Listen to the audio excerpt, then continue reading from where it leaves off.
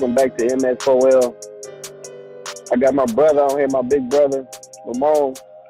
He gonna get it. He gonna get it cracking on the subject for the post game or the Chiefs game. We're gonna get his little segment on it and see what he think about the Chiefs game and the Monday night game also.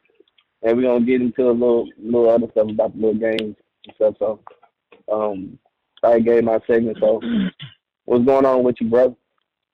Hey, how's everybody doing? It's all good. Glad to be living another day. We're gonna get right into it. Chiefs Falcons game. Good game. We still doing what we got to do to win. I know people don't like that. They'll say we got the call at the end, but it was a number of calls in that game that could have went. That did go the Falcons' way, but they didn't capitalize. Yeah. So you crying at the end when it's magnified because you make this call right here when Cook got his back turned. And, you know, of course I know how it looked, but I haven't seen millions of calls like that when the back is turned. I mean, he didn't grab him like that initially, but yeah, after the ball was coming, then but his head wasn't turned. So that's what's like, you know, they want to cry about that. But, you know, the strong game from Carson Steele running up through the middle, hitting tacklers, you know, that's big for an undrafted rookie out of UCLA/Ball State, you know. So props out to him, props out to Rashee Rice, and props still to Patrick doing his thing, what he got to do. It's just when he threw that pick, they had a good rush on him. They sent the linebacker, I believe, and made him throw it real quick. People want to say, well, ain't nothing wrong with him. You got to get him props on what they do sometimes. Yeah. So, you know, that was real good. And then, you know, Tershawn Wharton, Mike Pennell, Chris Jones, all of them, Mike Donner, even Felix from K-State, our second-year rookie, the first-round draft pick.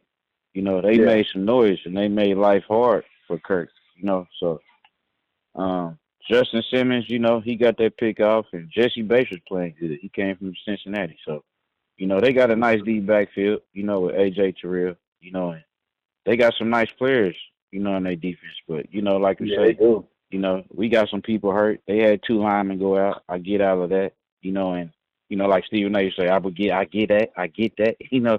But, I mean, it was some nice primetime plays made, but what I've still consistently seen from the Chiefs D is a lot of these big-time runners, they shut them down, you know. Then you have to rely on this other stuff. So, you know, in a way, they kind of made him one-dimensional because Bijan Robinson, he really didn't get that much off. I think he had like 14 carries, 15 for like 30, 40. I had to go back and look, but, you know, he didn't do a lot, you know. So, I like the way the defense did. He only had 16 carries and 31 yards. Okay, yeah.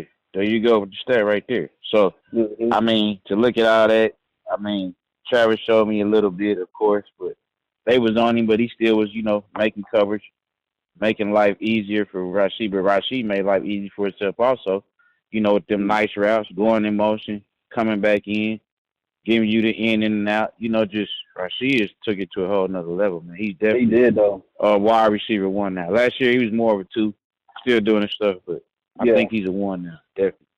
So they just got to work. Yeah, they just got to work Worthy in and get Worthy used to the stuff. I think after week 6, 7, 8, somewhere along there, it's gonna start, you know, coming a little bit more. And you it looks like he's going to get the ball more too. Yeah, and you can still rely on Watson and Juju to give you that intermediate stuff. You know, sometimes Watson, number 84, he's still gonna give you that because he's deceptively fast. So. You still got some fast people out here, even though you ain't got Marquise Brown out here, you know. So he caught that one ball off to that little tippy toe, get that first down. And Noah Gray made a nice catch or two, you know. So I mean, and Samaje Perine had some nice runs, you know. After the catch, you know, he caught one in the flat and just made somebody bow. Like we said, he did. I see that. Yeah, but with his power, he's a different type of third down back, if you want to call that, but, you know, he can give it to you in the inside, too, a little bit. You know, and I seen him do that. He converted a first down. So, I still like what I'm seeing. We converted a lot of field goals. Yeah. And, you know, we converted a lot of field goals, but that's what's going to happen in one of them type of games. You got to get what you can get in them type of games. And, you know, the W is the W. You know, I can score 35 or 40, but did I win at the end? You know, so.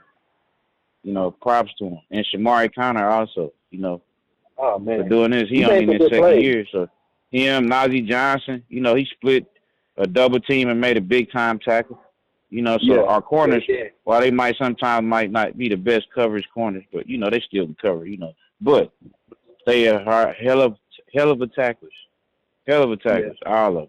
They'll make you wish, you know, you'll think about that. Because I remember early in the game, Brian Cook came down, even though it was the first down. Wow, he gave it to Ray McCloud. Like, this is what you're going to see all game. You know, stuff that don't show up on the stat sheet. This is what you about to be seeing all day, player. So, yeah, that's my analysis right there. The game, good win. We should come back ready for the Chargers, get this rest, be ready to go. I feel like we're going to win that also. Go for it, no. And they taking it one game at a time, one day at a time. You know, they know how it has to be done. Yeah. So what you think about the flags that they was trying to give us? I would say, what you think about the flag that they gave McDuffie?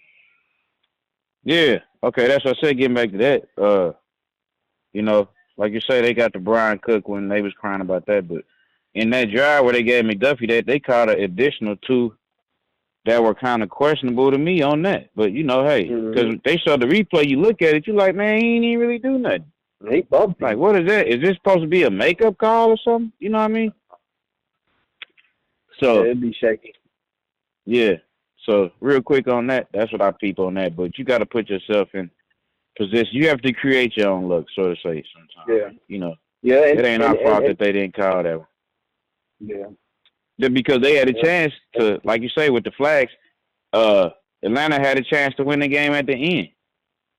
Yeah, they less than 2 minutes. They did convert on 3rd and 1. Yeah, they tried to run old boy up the middle. Wow, served him up, and then on 4th and 1 they ran Bijan to the left. Nick Bolton just dissected that, you know, so quick. Wow, you know, so I mean that was 2 plays. You know, if you wanted to run up because some people, why don't you just run up the middle? Hey, that's what the play they called. They know they needed a yard. You got dissected. Game over. You know, so you had a chance, regardless of the flag, to win. Yeah, go ahead. What you think that hit remind you of? Does that remind you of somebody? Him coming out like that and just stopping it. Does that remind you of somebody? There's been a lot of good linebackers, man. You know, but you know, I mean, Mike Singletary, Ray Lewis, Ray Nitz, Big Buckets. I mean, it's just Junior Seau. The list goes on. Our own Bobby Bell, Willie Lanier. I mean, it's just been too many good, you know, linebackers through the years. So a lot of plays, you know, a lot of old school and new school guys make plays like that. Where you think Nick Bolton rank at in the middle lineman? You know what I'm saying? With that type of play. As far as the Chiefs go, or the league? The league.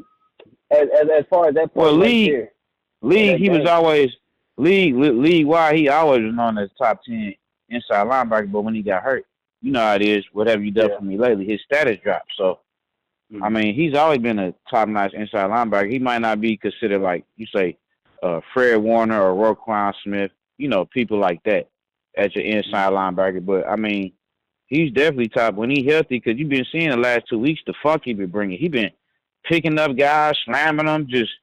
He been on his game. He could have had a pick, just misread. He could have had maybe a pick that. Nah, I ain't gonna say that game. But I know definitely against Cincinnati he dropped one. But hey, them things happen, you know.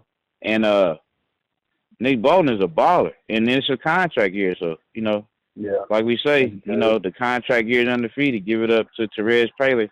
He would always say that, and that's true. So, I mean, it's between him and Trey Smith. Maybe they can keep both, but Nick Bolton definitely let you know I'm just not one of them linebackers that based off my play, because the linebacker's salary is low for somebody for a 1-year deal, and they just, you know, because you just see Drew Tranquil can play, but he only got 3 years, 18. You know what I'm saying? So you got to be somebody like a Fred or a Walt Crime, you know, hey, man, I deserve this type of much money, or maybe something in between, but I definitely do not want to lose him because he's the heart and soul. Of course, Chris Jones going to always be, but young guy coming up and call out the defense, all that, this and that. You know everybody supposed to quarterback. Nick Bolton is that guy. Yeah. And we ain't had nobody like him since Derek Johnson. That's good stuff right there, boy. Yeah. All right, so one more thing about that game, man. So I know Mahomes, you know what I'm saying, he gonna correct everything. You know, he gonna get it together. You know, it's just the third game, so he probably just getting it all out of his system.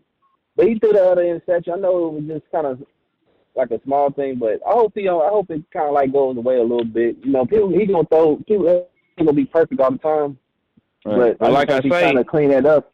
Because in that red zone area, you can't do that. And I feel like they having problems just a little bit in that red zone, just a little bit. Right.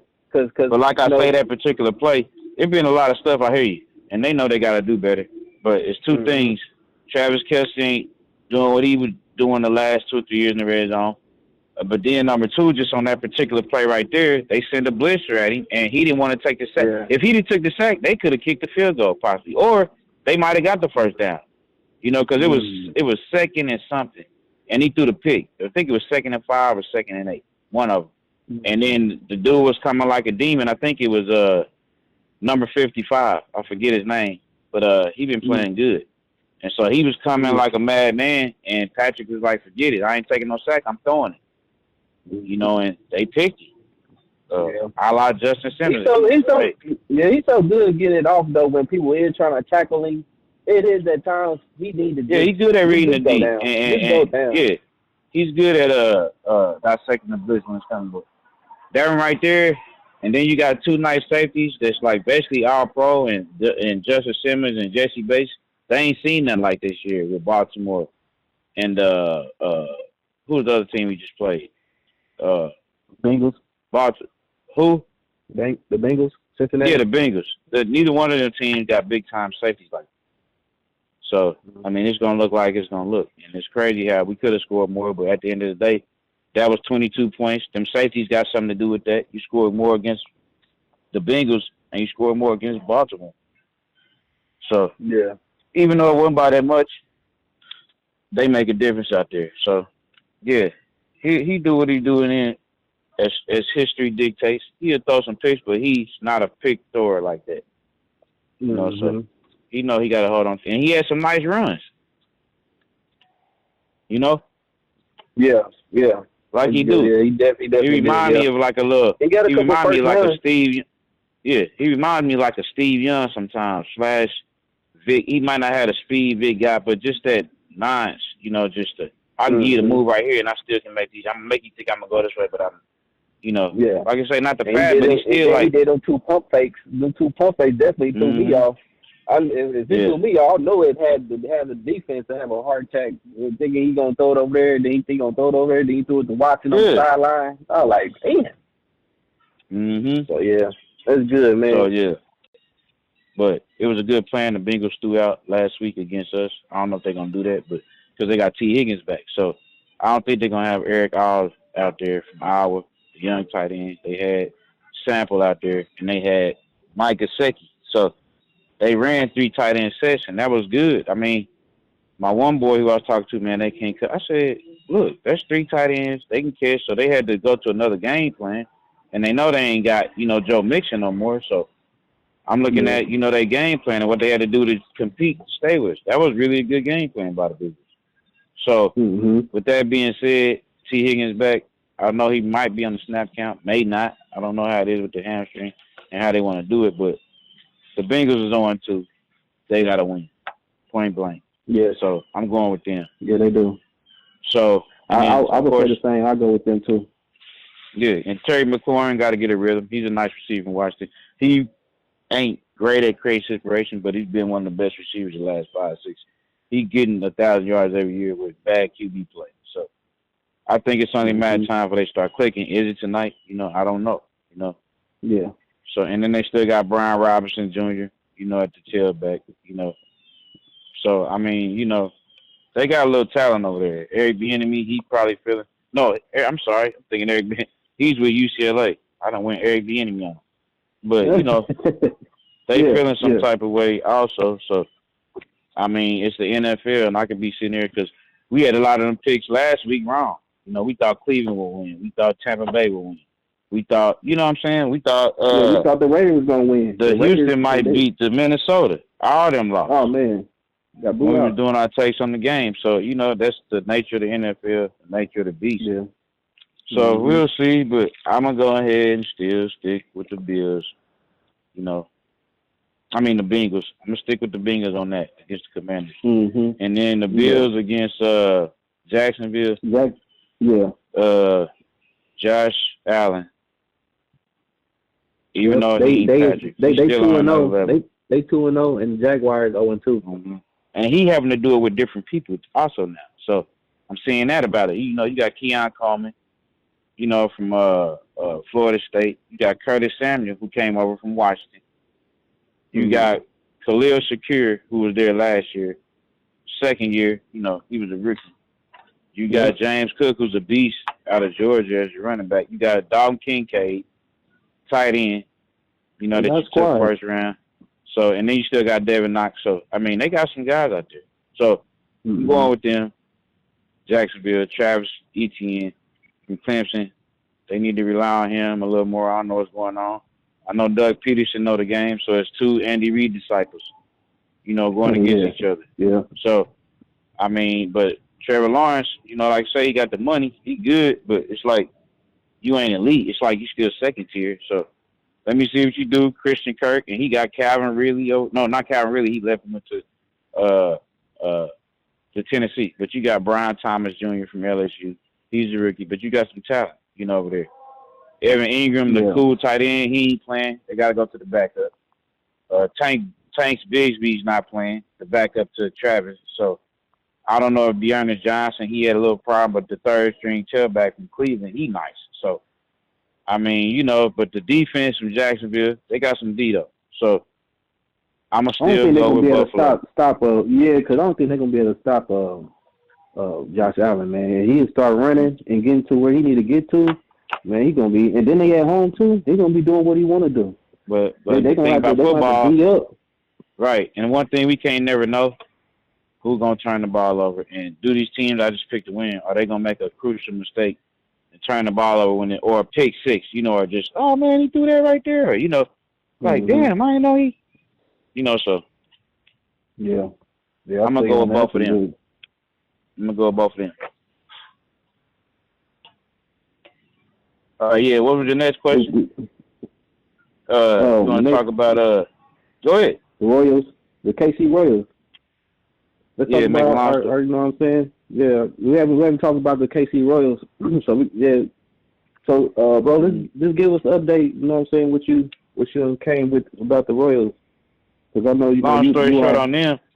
Yeah, and we missing E, but he agreed with this. To make a long story short on them, you be wondering, like, you know, they still have some talent, but when they lost Vinny Pasquantino, it's like they done had two different losing streaks.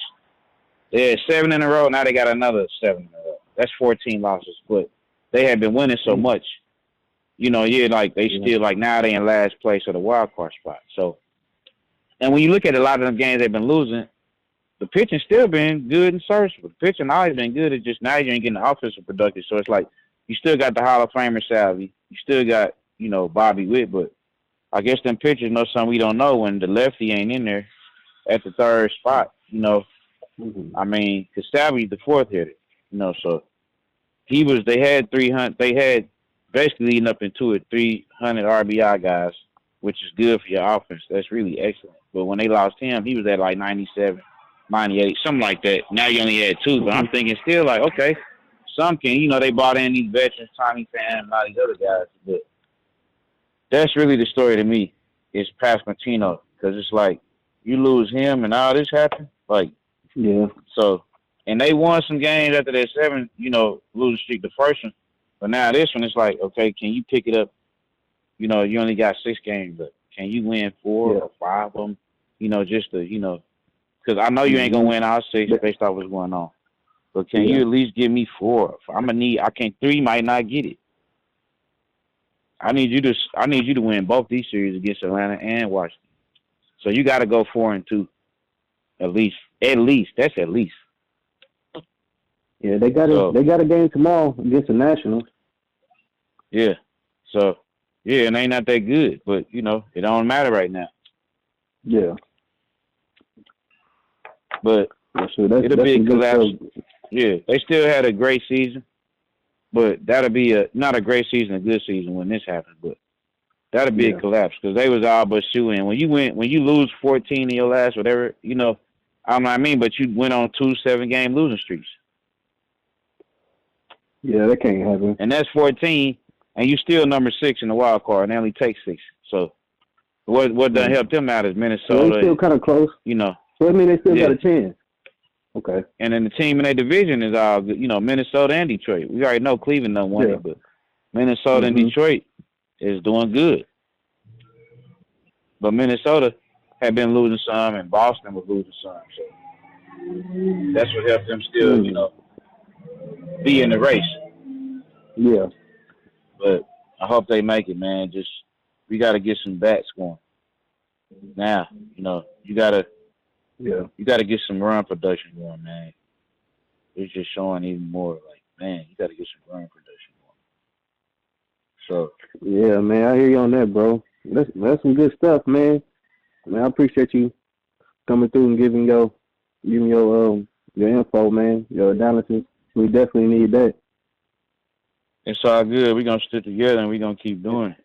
You know, we're going to keep giving this good perspective, and we're going to just keep, you know, trying to give what we can, and everybody got their own opinion, whether they on TV or not. But, I mean, we got some real good perspective. Yeah, what's that guy's name that's on First Things? No, is it First Things First? Nick Wright. That's with Nick. Nick Wright. No, Wright. Nick. Nick. So yeah, Nick Wright. Nick. No, it ain't. No, I ain't talking about Nick. I know Nick because he a Chiefs fan. I'm talking about Chris. Chris Broussard. Yeah, you like our Chris. I think that's not Broussard. Yeah. Anybody. Let's just say I'll be the first Ramon Jackson. Yeah. Yep.